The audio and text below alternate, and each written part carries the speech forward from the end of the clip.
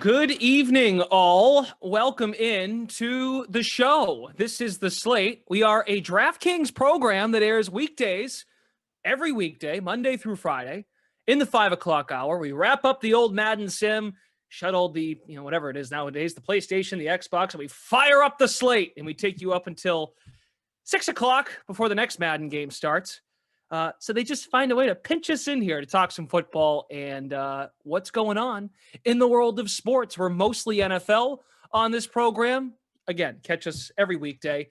We also have the Sweat weekdays on our DraftKings channels, YouTube, Twitch, and also if you found us on Twitter via DK Nation. Matt LaMarca, he's a contributor at DK Nation. He's here. I am your host today, Brendan Glasheen, and we'll basically hammer out NFL discussion. If you got anything from last night, LaMarca, please fire away. Niners are now opening up as just shy of touchdown favorites against Carolina this week. And then you've got the Rams, who are 4.5-point favorites against the Cowboys. We've got Thursday night coming up, Denver and Indianapolis. Two outfits that those don't feel comfortable right now. Those two outfits of football teams. And then we got some news on the Giants today, too. They're in London this week, but who's playing quarterback? Who's playing quarterback for New England? So, we're pretty much hammering NFL, LaMarca. And you, my friend, have been rolling. You at 5-0 over the weekend in your Super Bowl picks. So you're a magician these days. I'm feeling the heat. We got the flame graphics going. I have zero complaints. I've run really pure. I'm not going to deny that. There have been some games. Really pure. There are some games where, things could have gone either way. And for the most part, they've gone my way this season. Like good example, Bills Ravens last week. I had the Ravens plus 3.5. Bills very easily could have scored a touchdown on that last drive.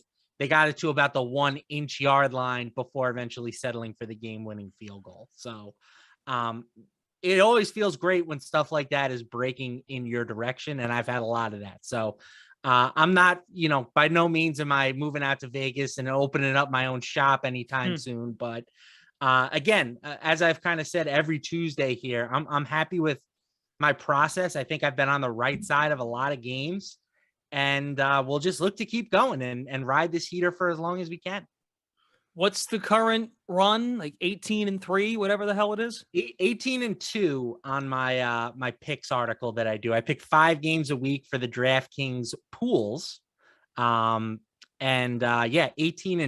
So 90%. I do not expect to finish the year at 90%. If I do, then I really might move out to Vegas and open up a shop. But when you start 18-2, it gives you some nice wiggle room for the rest of the year. Just gonna say, you've got yourself some cushion for regression if indeed it comes. So, and one thing you've been consistent on since I've done some shows with you is you're picking dogs too. I mean, you like underdogs to cover, and dogs have done well, unders have done well. I know you don't do many totals, you do just sides.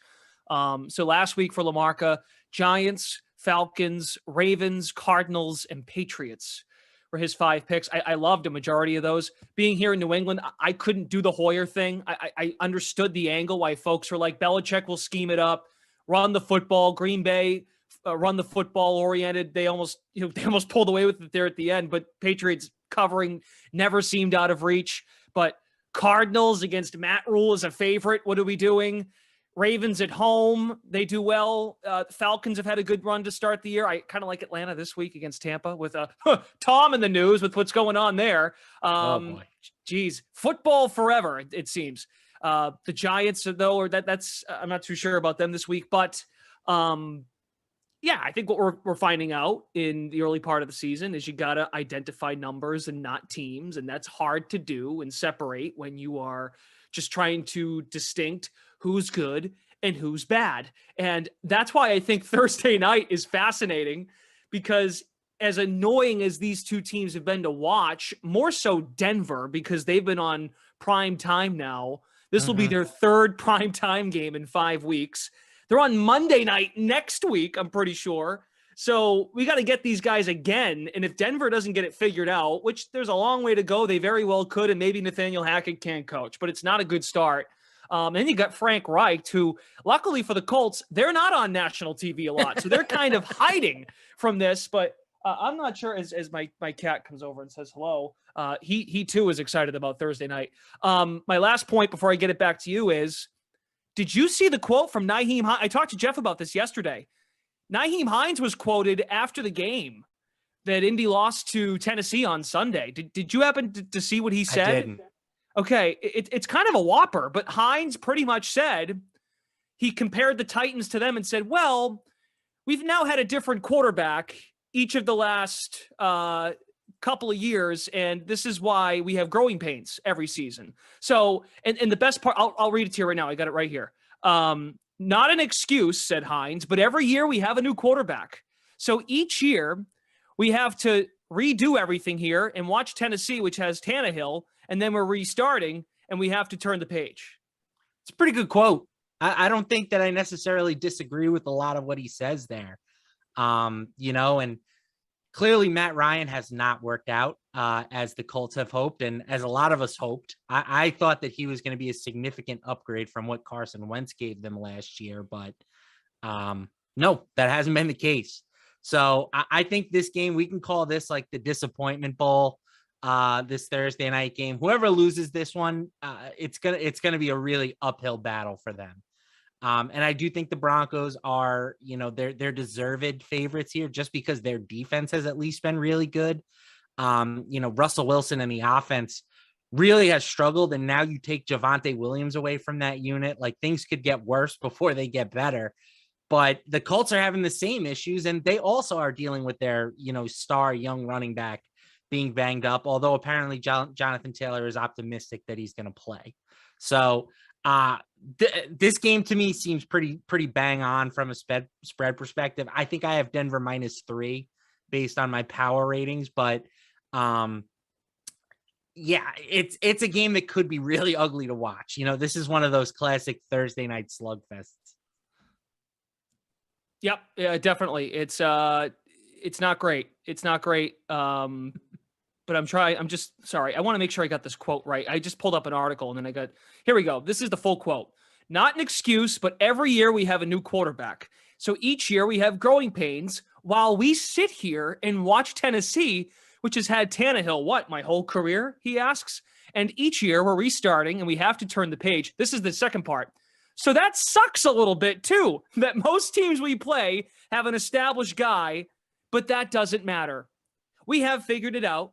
And we will figure. I think that he's being truthful, which is refreshing. No. I agree with the accuracy of it. I just that's a sign going on here. We got to figure this out. It's tough to just the process does not seem over yet for Indianapolis. Yeah, just the patchwork, the bridge quarterback, the just kind of make it up as we go. That's what Carolina's doing. It's what Washington's doing.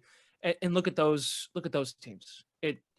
Indy's got more. I have one rule when it comes to quarterbacks in the NFL. What's that? I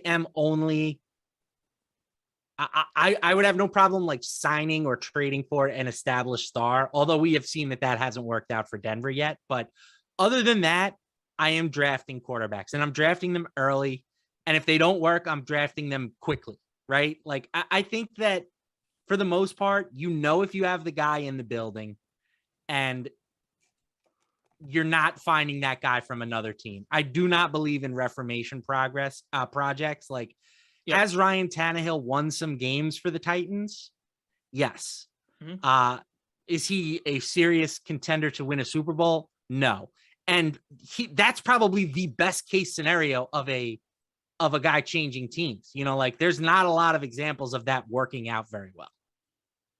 Give credit to Pittsburgh, and give credit to Tennessee for taking Willis, but look what Pittsburgh's doing.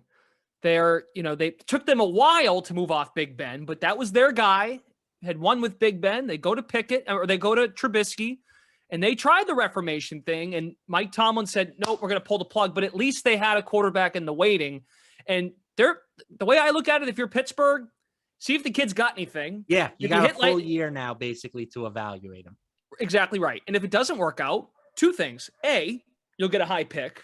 And B, there's a good quarterback group coming out of the draft next year. And then you go and you give it a try. But Pittsburgh. And again, as a Jets fan who has sat through a lot of bad young quarterbacks, pull the plug as soon as you think you should. Like, I give Arizona a lot of credit, right? They had Josh Rosen going into his second year, but they also had the number 1 pick. And they said, you know what? We've seen enough. We're making the switch to Kyler Murray. And nobody would look back and make any other decision now. But I'm sure there were people back then who were saying, you just drafted this kid with a top 10 pick, and now you're going to take another quarterback. That's how important the position is. Don't be afraid to keep swinging until you knock one out. Well, you're absolutely right. It's funny how quickly we forget about that. No one talks about that because you found the guy.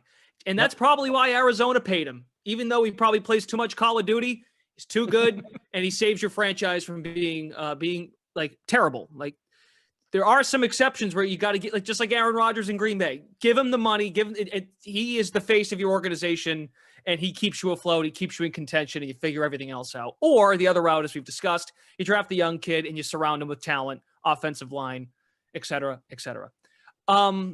Okay, so while we're on the subject of Indy, Denver, are we getting another primed now? Except Kansas City and Tampa Sunday night, primetime unders have been very good. Why am I not playing the under 43.5 with these two offenses? Yeah, I think the under makes a lot of sense to me at that number. I would have expected this game to be closer to 40, if not in the 30s, right? We've seen some games in the 30s recently, and maybe it is due to just the fact that one team has Russell Wilson on it, and you don't want to write them off too quickly because the Broncos can potentially flip a switch. But at this point, I'm going to need to see it for the Broncos, right? Like, it has been ugly with a capital U. And without Javonte Williams, I don't see things getting a whole lot better for them, at least in the near future. Williams out for the year. They brought in Latavius Murray from the Saints practice squad, which, by the way, did Latavius Murray play in London? He scored a touchdown last week. Yeah. So he already got demoted to the practice squad that quickly? I think they called him up to the practice squad for that game, but they Kamara never scratch. Yes, exactly. They called him up to the active roster, but they never officially moved him off the practice squad. Okay. Because I was like, wow, that was quick. Because didn't they just use him the other day? So I realized they get the ball rolling on stuff. That's for sure. And as you can see, and for the record, he's not going to fill. He's not going to do very much for them. It's going to be Melvin Gordon and Mike Boone. I think if you want a sneaky fantasy pickup, go get Mike Boone, because Melvin Gordon has had some fumbles this year. And he was playing in last week after Javonte got hurt. So I think Mike Boone's going to have a bigger role than people realize. Again, we'll take your questions on YouTube and Twitch if you have them for the upcoming week. So Denver, Indianapolis, we need more clarity on, well, it's probably Melvin Gordon out of the backfield, and we'll find out more on Jonathan Taylor. But I would imagine in the desperate spot Indy is in, with Jacksonville playing Houston this week, Tennessee just beating Indianapolis, they don't have to worry about Houston. Well, yeah, because Jacksonville's playing Houston. I just said that. So perhaps emergency that they get Taylor in there. What about the rest of the week, LaMarca? Like, I'm curious, you're here, you are, you're not bragging. I was going to say that, but I couldn't even make a joke about that because you're not, but I kind of wanted to. I'll talk you up. You've had such a good run here. What are some numbers now that jump out to you that you say to yourself, I want to get that now before this moves by, say, Friday? So one thing that I think is interesting, you talked about how good underdogs have been. Yep. And I think that this might be the week where I'm looking at a few favorites, at least. Like you mentioned that you think the Falcons can cover this 8.5 versus Tampa. I like the Bucks. I think I have this line calculated at more than double digits. I really liked, even though the Bucks defense really struggled against Mahomes, their defense has been pretty good through the first 3 weeks. And the offense, now that they have gotten back their pass catchers, Zonovan Smith was back. Like, I do think that we're starting to see that Bucs offense show its face again. I know that everybody has been all the conspiracy theories with Brady, and I guess one of them kind of just got proven true, but he was still at 44 years old, leading the league in passing yards and passing touchdowns. And he's really started to throw the ball much better over the past 2 weeks. So I think that this one could get ugly in Tampa Bay. The Falcons, they did manage to squeak it out last week, but part of the reason why I liked that game so much for the Falcons was that there was no Myles Garrett and no Jadeveon Clowney. Things are going to be much tougher for them against Tampa. Okay, very good. No props up on this one. I feel like betting Brady's overs this week would be fun because of what's being reported right now, and just having another week with the weapons. I think there could be some come on. I mean, look at anything that has nothing. The New York Post report is what it is.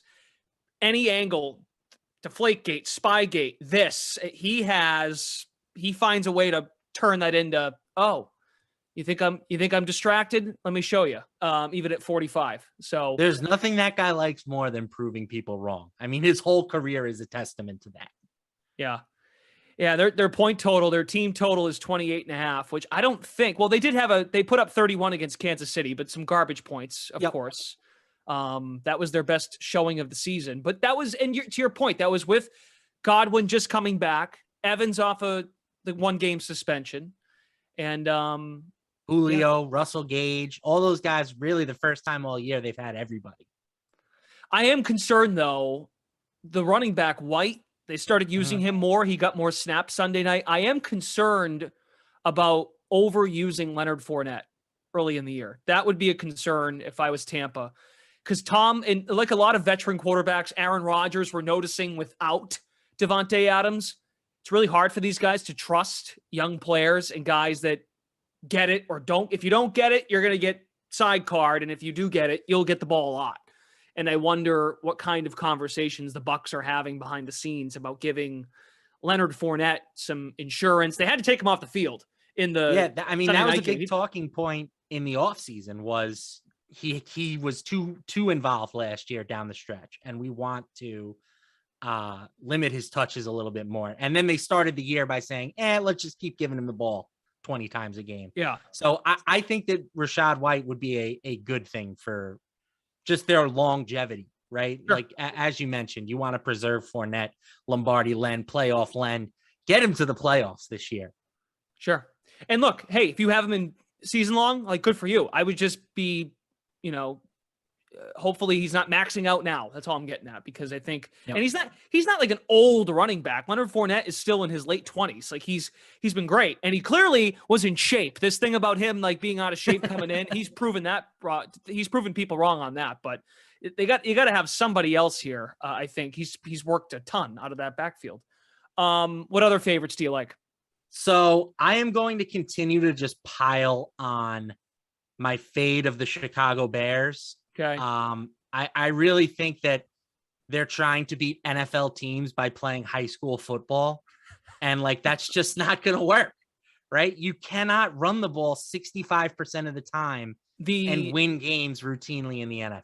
The lowest passing yards total in NFL history, like betting total, was Justin Fields this past weekend. I think the number was 147.5. Which he did get there. It's embarrassing. And talking about that's how bad it is though in Chicago, folks. That just to give you a stat, like, that's how bad it is right now. So like when we were talking about quarterbacks that you should move on from, I've seen enough that if I'm the Chicago Brass, I'm ready to move on from Justin Fields. And I hate saying that because I was very high on Justin Fields coming into this league, but he has just not shown anything as a passer. They were, pretty thoroughly beaten by the Giants. I think that the Vikings, they're not a great team, but I have them as like a roughly league average team. And I have the Bears as the worst team in football. So I think that laying only 7 with them is something that I can get behind. And again, I want to continue to fade the Panthers wherever possible, just because I think that if Chicago's not the worst team, then it's Carolina.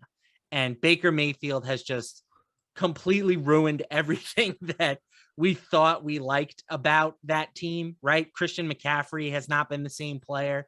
DJ Moore has not been the same player. And they're facing a 49ers team that I think is back to knowing who they are with Jimmy Garoppolo at quarterback. And they dominated the Rams. That's a matchup that they have historically played really well in throughout Garoppolo's tenure and Kyle Shanahan's tenure with the 49ers. I think Shanny is now 9-3 against the spread against the Rams, but I don't see why they can't win this game by a touchdown, right? Like the Panthers pretty much got murked by the Cardinals. So I can't see a scenario where they really move the ball against this 49ers team. So the total is really low. Yep. I know that sometimes it feels weird to back a big favorite in a low totaled game, but I'd be like shocked if the Panthers scored more than 2 touchdowns in this game.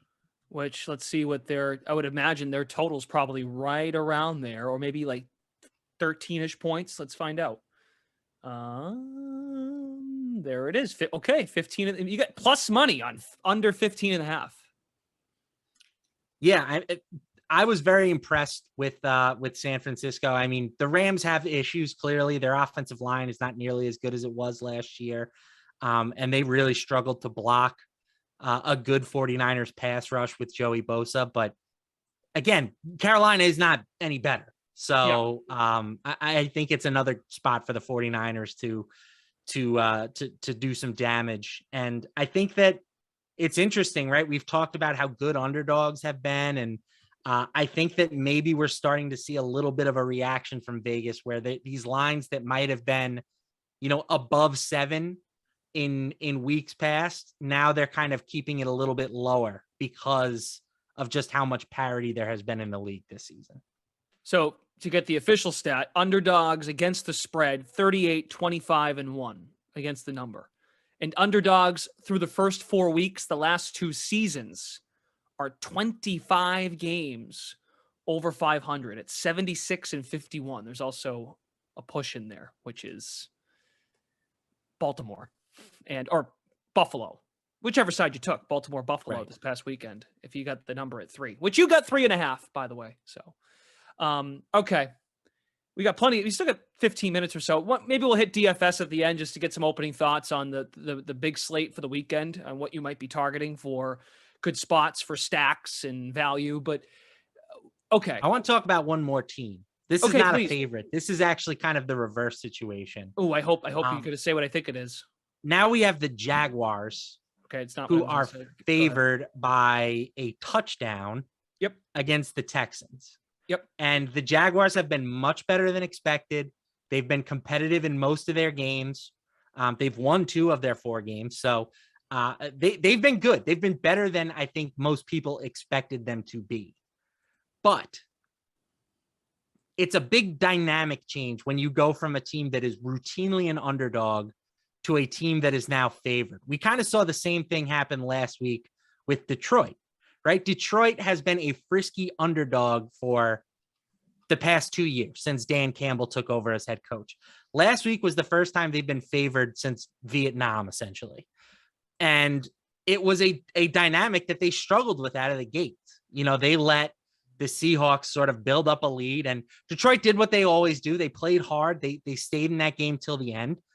But not only did they not cover, they did not win the game. I think that this could be a spot where it's a letdown for the Jaguars. So I think that I would take these 7 points with the Texans right now. Yeah, I'm kind of with you on this. A lot of confidence in Jacksonville this week. They are back home. They started the season 3 of their first 4 on the road. So, and you're coming off a tough spot, rainy weather on the road in Philadelphia. But yeah, I mean, I will say this though, too, to your point, it's a very raw product they're putting out there. Now, the weather had something to do with it, but ball security wasn't that much of a problem for the Eagles. I know they're better. They have better weapons. Their quarterback is further along than Trevor Lawrence, and maybe just their continuity is better. They're all more on the same page. Offensive line has done a good job.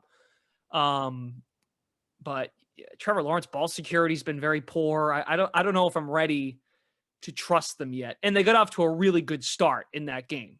So that kind of masks what their issues were. And that game looked a lot closer than it probably should have. Philly just had a really bad first 7 minutes.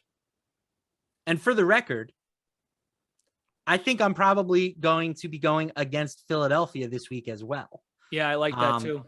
The perception of Philly right now is that they are the best team in the NFC.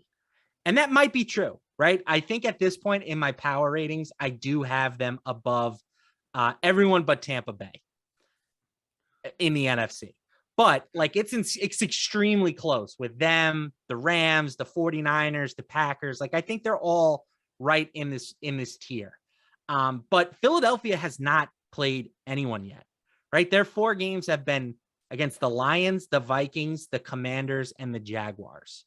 So yes, they have been super impressive. They look really good on both sides of the ball, but are we ready to make them nearly a touchdown road favorite against the Cardinals? I don't know if I'm ready to do that yet.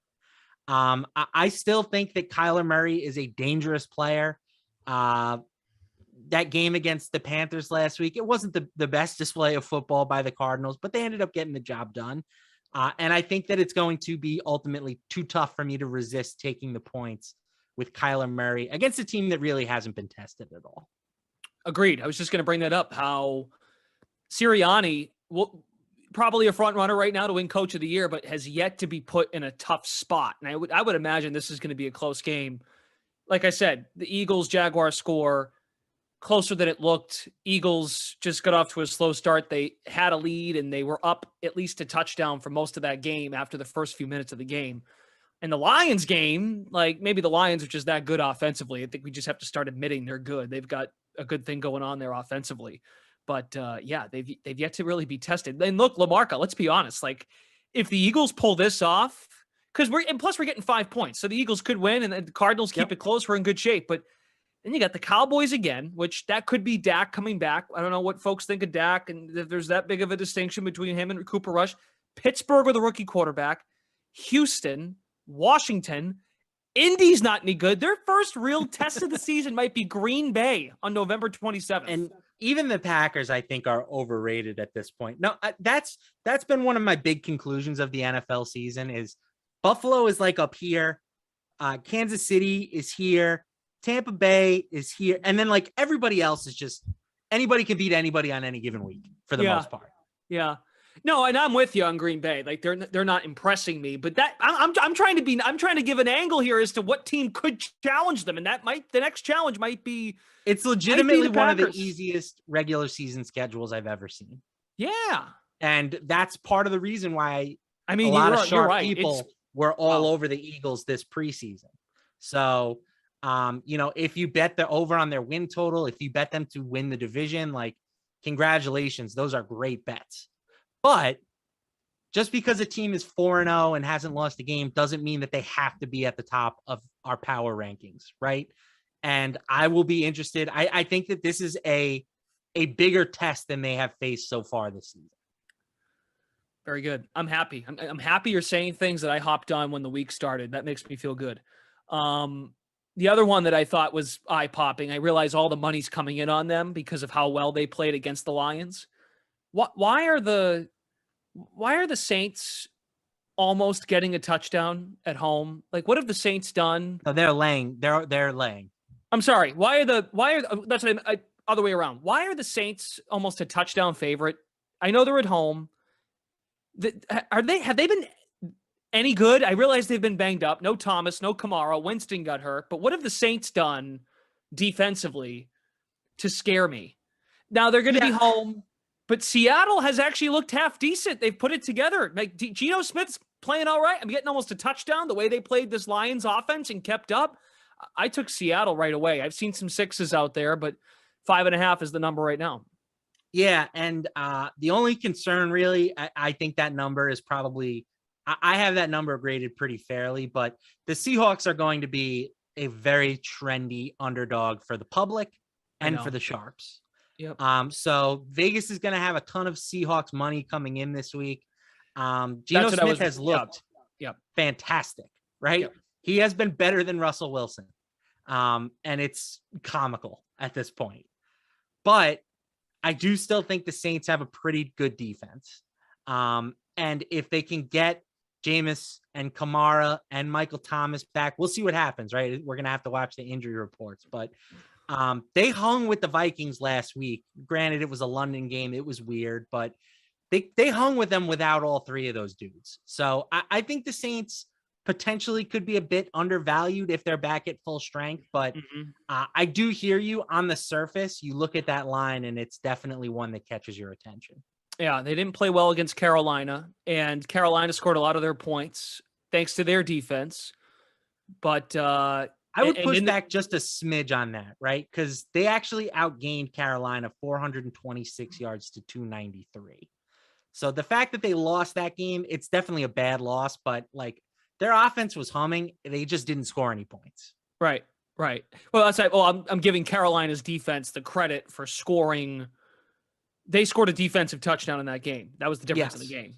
But from an actual total yardage situation, yeah, I mean that's not hard to do though. Carolina's not good. That offense, not. Right? They're That's really and that's why I was shocked to see Carolina favored against Atlanta. I'm like, oh, take the Cardinals and the points. This Carolina team, what a fake win that was for that offense. Baker Mayfield completed like 9 passes on 20 attempts. Yeah, it was gross. Okay. And they did give up 20 to the Buccaneers. I mean, that game was kind of ugly, but Tampa was down basically every position player. You're right about that. Yep. So no, it's possible that I am overvaluing the Saints defense at the moment, but they were pretty good last year and they have a lot of the same pieces back. So yeah, it's something I'm monitoring. Yep. And what I'm worried about is, like you said, and I said that right before we got into that game, the public loves Seattle. So I'm one of those people. And that's what I fear by getting on it so early. And then you see, oh, everyone likes Seattle. Okay, pal. That's it. You're back Friday. One last one. Please. I'm eyeing the Giants if Daniel Jones plays. Right. We didn't really talk about that. They're working out quarterbacks today because Jones and Tyrod Taylor both dealing with injuries at the moment. But the latest report I saw was that they are optimistic that Jones will be able to play. And if that is the case, I think 8 points is too many for this Packers team to lay. I said that last week against the Patriots, and they don't even have the benefit of home field advantage this time. It's a neutral field game. So I think that the Giants, they're a little bit worse than the Patriots, but not a ton. Right. So I would take the 8 points if Daniel Jones is playing. Speaking of the Patriots, this Packers team looks like the version of Brady in his final year in Foxborough, where there are just no pieces. He's going back to Randall Cobb in desperation spots.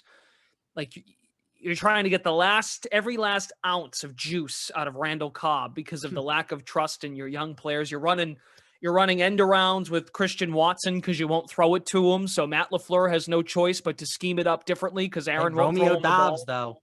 Romeo Doubs breakout season. Got to be fair. Dobbs has been good. He was good against the Bucks. Okay, good stuff. So there is an underdog LaMarca likes, possibly. Oh yeah, there's always a couple. I just think it's more the bigger underdogs. Like I'm surprised the Falcons aren't catching 10 plus. That's really the biggest one to me. LaMarca will be back on the slate Friday. Adam Kaufman will be there. I filled in today for Koff, so we did a little switcheroo.